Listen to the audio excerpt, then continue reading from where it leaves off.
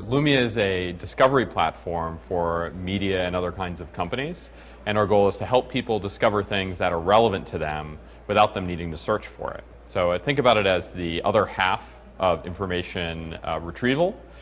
If you know the keyword, you search for things. If you don't know the keyword, something like, say you're looking for some music or a fun new game or application, then discovery tools help recommend things to you based on your own personal preferences. So we provide that to other companies like the Wall Street Journal or Audible.com and even the Fox News website.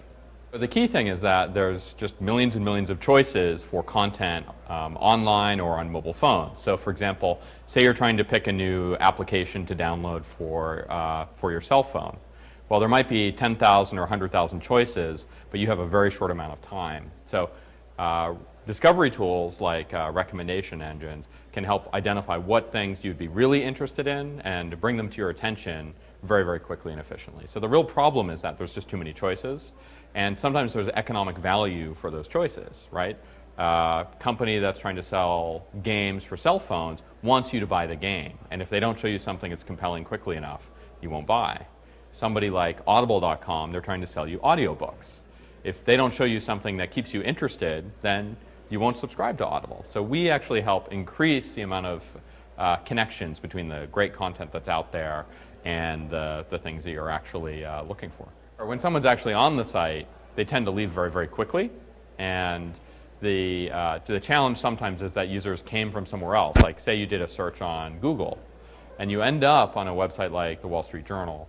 The challenge for a website like that is how do they capture you and keep you there so that you can just keep coming back again and again, trying to build some brand value.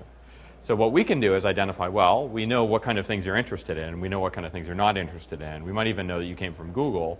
Well, have you seen this article? This is something that would be really relevant to you. And by capturing your attention with something that's relevant out of a sea of other choices that aren't so good, we actually do keep people around longer.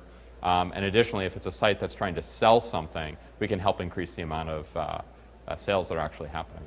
Some of our biggest challenges are that every single website is a little bit different. And so over time, we've increased our touch points with the website from just, for example, initially, if you were buying an audiobook on Audible.com, we might just say, well, here's some related items. And then eventually we expanded to show you things in the shopping cart that were relevant, show you things on the home page that were personally relevant to you.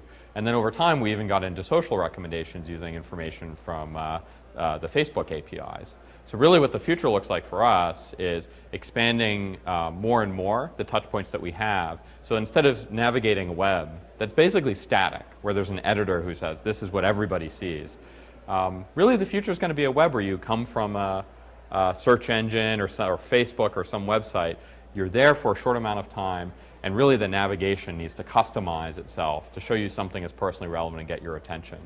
So I think in the future, what you'll see companies like Loomia do is actually change the way that navigation works on the web.